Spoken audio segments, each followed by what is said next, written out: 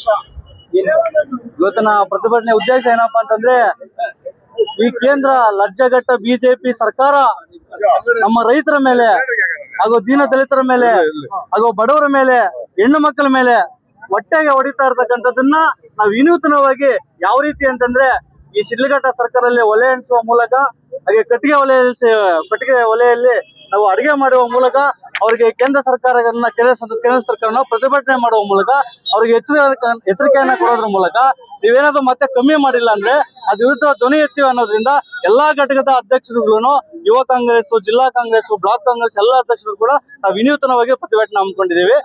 ಇದ್ರ ವಿಶೇಷ ಏನಪ್ಪಾ ಅಂತಂದ್ರೆ, ನಿಮ್ಗೆ ಗೊತ್ತಿದೆ ಅಂತ ಗ್ಯಾಸ್ ಬೆಲೆ ಯಾವ ರೇಟ್ ಇತ್ತು, ಈಗ ಯಾವ ರೇಟ್ ಬಂದಿದೆ. ಗ್ಯಾಸ್ ಬೆಲೆ ಯಾವ ಪ್ರೈಸ್ ಇತ್ತು, ಇವಾಗ ಯಾವ ಪ್ರೈಸ್ ಬಂದಿದೆ ನಿಮ್ಗೆ ಗೊತ್ತಿಲ್ಲ. ಏನಕ್ಕಪ್ಪ ಇಷ್ಟು ಪ್ರೈಸ್ ಜಾಸ್ತಿ ಆಗಿದೆ ಅಂತಂದ್ರೆ, ಈ ಮೋದಿ ಅವರು ಏನ್ ಮಾಡಿದ್ದಾರೆ, ಮೊದಲು ಇಸ್ರೇಲ್ಗೆ ನಮ್ಗೆ ಒಪ್ಪಂದ ಆಗಿದ ಸಂದರ್ಭದಲ್ಲಿ ನಮ್ಗೆ ತೈಲವನ್ನ ಸರಬರಾಜು ಮಾಡಿ ಕೊಡ್ತಾ ಇದ್ರು. ಈಗ ಮೋದಿ ಅವರು ಎಫ್ಸ್ಟೀನ್ ಫೈಲ್ಸ್ ಅಲ್ಲಿ ಸಿಗಾಕೊಂಡ್ಬಿಟ್ಟಿದ್ದಾರೆ.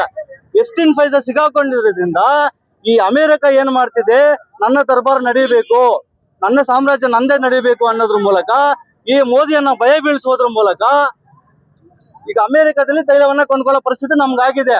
ಇನ್ನೊಂದು ವಿಶೇಷ ಏನಪ್ಪಾ ಅಂತಂದ್ರೆ, ಇಂಥ ನರೇಂದ್ರ ಮೋದಿಯನ್ನ, ಇಂಥ ಲಜ್ಜೆಗಟ್ಟ ಬಿಜೆಪಿ ಸರ್ಕಾರವನ್ನ ನಾನು ಎಂದೂ ಕೂಡ ನೋಡಿರ್ಲಿಲ್ಲ.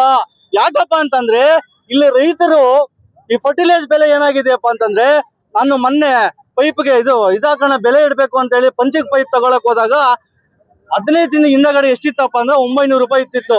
ಮೊನ್ನೆ ಹೋಗಿ ನೋಡ್ತೀನಿ, ನೆನ್ನೆ ತಗೊಂಡು ಹೋದಂತ ಸಂದರ್ಭದಲ್ಲಿ 2100 ರೂಪಾಯಿ ಆಗಿದೆ. ಲೆಕ್ಕ ಹಾಕೊಳ್ಳಿ ನೀವು. ಇಂಥ ಲಜ್ಜೆಗಟ್ಟ ಬಿಜೆಪಿ ಸರ್ಕಾರವನ್ನು ಗೆಲ್ಲಿಸಿದಕ್ಕೆ ರೈತರಿಗೆ ಹೊಟ್ಟೆ ಮೇಲೆ ಹೊಡಿತಾ ಇದ್ದಾರೆ. ಆಮೇಲೆ ಹೆಣ್ಣು ಮಕ್ಕಳಿಗೆ ನೋಡ್ರಿ, ಇವಾಗ ಮೊದಲ ರೀತಿ ಎಲ್ಲಪ್ಪ, ಮೊದ್ಲು ಅಡಿಗೆ ಮಾಡಬೇಕು ಅಂತಂದ್ರೆ ಕಟ್ಗೆ ಒಲೆಯನ್ನ ಅರಣ್ಯ ಅಲ್ಲಿ ಹೊಡ್ಕೊಂಬಂದು ಅಡಿಗೆ ಮಾಡುತ್ತಿದ್ರು. ಇವಾಗ ಏನಾಗಿದೆ ಅಂತಂದ್ರೆ, ಅಡಿಗೆ ಮಾಡಕ್ಕೆ ಕಟ್ಗೆ ಹೊಡ್ಕೊಂಬರೋಣ ಅಂತಂದ್ರೆ ಫಾರೆಸ್ಟ್ ಅವ್ರು ಹಿಡ್ಕೊಂಬಂದು ಕೇಸಾಗಿ ಒಳಗಾಗ್ತಾರೆ. ಅಂತ ಪರಿಸ್ಥಿತಿ ನಿರ್ಮಾಣ ಆಗೋಗಿದೆ. ಆಮೇಲೆ ಇನ್ನೊಂದ್ ಏನಪ್ಪಾ ಅಂತಂದ್ರೆ, ಇಂಥ ಲಜ್ಜೆಗಟ್ಟ ಈ ಮೋದಿ ಅವ್ರು ಏನ್ ಮಾಡಿದ್ದಾರೆ ಅಂತಂದ್ರೆ, ನಮಗೆ ಇಲ್ಲಿ ಗ್ಯಾಸ್ ಬೆಲೆ ಇಲ್ಲ, ನಮ್ಗೆ ಇಲ್ಲಿ ತೈಲ ಇಲ್ಲ, ನಮ್ಗೆ ಇಲ್ಲಿ ಅಭಾರಿ ಆಗಿದೆ. ಇಂಥ ಸಂದರ್ಭದಲ್ಲಿ 5 ಟನ್ಗಳಷ್ಟು ತೈಲವನ್ನ ಬಾಂಗ್ಲಾದೇಶ ಸರಬರಾಜು ಮಾಡ್ತಾ ಇದಾರೆ. ಯಾವ ನ್ಯಾಯ ರೀ ಮೋದಿ ಸಾಹೇಬ್ರೆ ನೀವು ಮಾಡ್ತಾ ಇರೋದು? ನೀವ್ ಏನ್ ಮಾಡಕ್ ಹೊರಟಿದ್ದೀರಾ? ನಮ್ಮ ದೇಶವನ್ನ ದಿವಾಳಿ ಮಾಡಕ್ ಹೊರಟಿದ್ದೀರಾ ನೀವು? ನಾನು ಏನ್ ಹೇಳಕ್ ಬಯಸ್ತೀನಪ್ಪ ಅಂತ ಇವ್ರಿಗೆ ಅಂತಂದ್ರೆ, ನಮ್ಮ ಸರ್ಕಾರ 5 kg ಅಕ್ಕಿ ಕೊಟ್ರೆ, 2000 ರೂಪಾಯಿ ದುಡ್ಡು ಕೊಟ್ರೆ, ನಾವು ರೇಷನ್ ಕೊಟ್ರೆ, ಕೇಂದ್ರ ಸರ್ಕಾರ ನಮ್ಮ ಸರ್ಕಾರವನ್ನು ಏನಪ್ಪ ದೂಷಣೆ ಮಾಡ್ತದೆ, ದೇಶ ದಿವಾಳಿ ಆಗ್ತದಂತೆ. ಏನಾಗುತ್ತೆ? ದೇಶ ದಿವಾಳಿ ಆಗುತ್ತಂತೆ. ಇವ್ರು ಮಾಡ್ತಾ ಇರೋದು ನೋಡಿ, ಅದಾನಿ ಅಂಬಾನಿಯನ್ನ ಸಾವಿರಾರು ಕೋಟಿ ರೂಪಾಯಿಗಳನ್ನ ಸಾಲ ಮನ್ನಾ ಮಾಡಿದ್ರೆ ಇವ್ರಿಗೆ ದೇಶ ದಿವಾಳಿ ಆಗಲ್ವಂತೆ. ನಮ್ಮ ರೈತರಿಗೆ ರೇಷನ್ ಕೊಟ್ರೆ 2000 ರೂಪಾಯಿ ದುಡ್ಡು ಅಕೌಂಟ್ಗೆ ಹಾಕಿದ್ರೆ, ನಾವು ಬಡವರಿಗೆ ನಾವೇನಾದ್ರೂ ಕಷ್ಟಕ್ಕಾದ್ರೆ ದೇಶ ದಿವಾಳಿ ಆಗುತ್ತಂತೆ. ಯಾವನಾರ ನ್ಯಾಯ ರೀ ಮೋದಿ ಸಾಹೇಬ್ರೆ? ತಾವ್ ಹೇಳಿರ್ತಕ್ಕಂಥದ್ದು ಒಂದೇನಾದ್ರೂ ಮಾಡಿದ್ರೆ ನನ್ನ ರಾಜಕೀಯ ಜೀವನ ನಿವೃತ್ತಿ ಹೊರಟೋಗ್ಬಿಡ್ತೀನಿ ಅಂತ ಮೋದಿಗೆ ಹೇಳಲಿಕ್ಕೆ ಬಯಸ್ತೇನೆ. ಇಂಥ ಲಜ್ಜೆಗಟ್ಟ ಬಿಜೆಪಿ ಸರ್ಕಾರವನ್ನ ನಾವು ಕಿತ್ತೊಗ್ದಿಲ್ಲ ಅಂತಂದ್ರೆ, ನಾಳೆ ದಿನ ಬೀದಿಯಲ್ಲಿ ಹೋರಾಟ ಮಾಡಿದ್ರು ಕೂಡ ನಮ್ಗೆ ಯಾವ ರೀತಿ ನ್ಯಾಯ ಸಿಗೋದಿಲ್ಲ ಸ್ವಾಮಿ. ಇವ್ರು ಹೇಳಿರ್ತಕ್ಕಂಥದ್ದೇನು, ಗೆದ್ದಿದ್ದ ಸಂದರ್ಭದಲ್ಲಿ ಏನ್ ಹೇಳಿದ್ರಪ್ಪ, ಪಟಾಪಟ್ 15 लाख डालताವು ಅಕೌಂಟ್ ಕೋಲೆ ಅಂತ ಹೇಳಿದ್ರೆ, ಏನಂದ್ರೆ ಪಟಾಪಟ್ ಖಾತಾ ಕೋಲೋ ಧನಾಧನ್ 15 लाख डालताವು ಅಂತಂದ್ರೆ 15 ಲಕ್ಷ ಬಂದಿದ್ದೇನಪ್ಪ. ಬಂತೇನಪ್ಪ ಯಾರಿಗಾದ್ರೂ ಅಕೌಂಟ್ಗೆ? ಬಂತೇನಪ್ಪ? 2 ಲಕ್ಷ ಕೋಟಿ ಉದ್ಯೋಗಗಳನ್ನ ಯುವಕರಿಗೆ ಕೊಡ್ತೀನಿ ಅಂತ ಹೇಳಿ ಪಕೋಡ ಮಾರಿ ಅಂತ ಇಲ್ಲ ಸ್ವಾಮಿ. ನಿಮ್ಮಂತವ್ರನ್ನ ಪ್ರಧಾನಿ ಮಾಡಿದಕ್ಕೆ ನಾವು ಪಕೋಡ ಮಾರ್ಬೇಕಾ? ಪಕೋಡ ಮಾರಿಸಿ ಪಕೋಡ ಮಾಡೋ ಪರಿಸ್ಥಿತಿಯನ್ನ ನಿರ್ಮಾಣ ಮಾಡಿಬಿಟ್ಟಿದ್ರಿ ಈಗಾಗ್ಲೇ ನೀವು. ನಾನು ಏನ್ ಹೇಳಕ್ ಬಯಸ್ತೀನಪ್ಪ ಅಂತಂದ್ರೆ, ಪಟಾಪಟ್ ಖಾತಾ ಕೂಲ ಅಂದ್ರೆ ಕೂಲ್ದ್ವಿ, 15 लाख ಡಾಲರ್ ಅದು ಮಾಡ್ಲಿಲ್ಲ. ಆಮೇಲೆ ಇನ್ನೊಂದ್ ಏನಪ್ಪಾ ಅಂದಿದೆ, ದೇಶದ ಸಂಪತ್ತು, ನಮ್ಮ ಕರ್ನಾಟಕ ರಾಜ್ಯದ ಸಂಪತ್ತನ್ನ ನಾವು ಕಟ್ಟೋ ತೆರಿಗೆನ ನಮಗ್ ಕೊಡ್ರಿ ಸ್ವಾಮಿ ಅಂತ ನಾವು ನ್ಯಾಯ ಕೇಳಿದ್ರೆ, ಒಬ್ಬ ಲಜ್ಜೆಗಟ್ಟ ಬಿಜೆಪಿಯ ಸಂಸದರಿಗೆ ಪ್ರಶ್ನೆ ಮಾಡೋ ತಾಕತ್ತಿಲ್ಲ, ದಮ್ಮಿಲ್ಲ.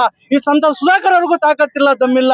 ಮಾಡಪ್ಪ ಸಂಸದ ಸುಧಾಕರ್, ತಮ್ಗೆ ಹೇಳಿಕ್ ಬಯಸ್ತೇನೆ, ತಾವ್ ಯಾವಾಗೂ ಕೂಡ ನನ್ನ ದೇಶದ ಬಡವರ ಪರ, ದೀನದಲಿತರ ಪರ, ರೈತರ ಪರ ಅಂತ ಮಾತಾಡ್ತಿರಲ್ಲ ಸ್ವಾಮಿ ಸಂಸದ್ರೆ. ನೀವು ಸಂಸತ್ತಲ್ಲಿ ಯಾಕೆ ಧ್ವನಿ ಎತ್ತಿ ಮಾತಾಡೋದಿಲ್ಲ?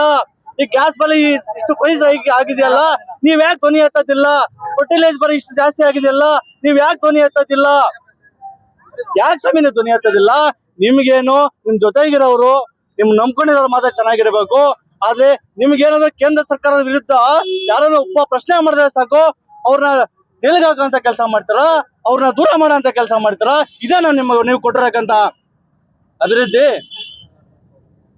ಇದೇನಾ ಕೊಟ್ಟಿರಕ್ಕಂತ ಅಭಿವೃದ್ಧಿ?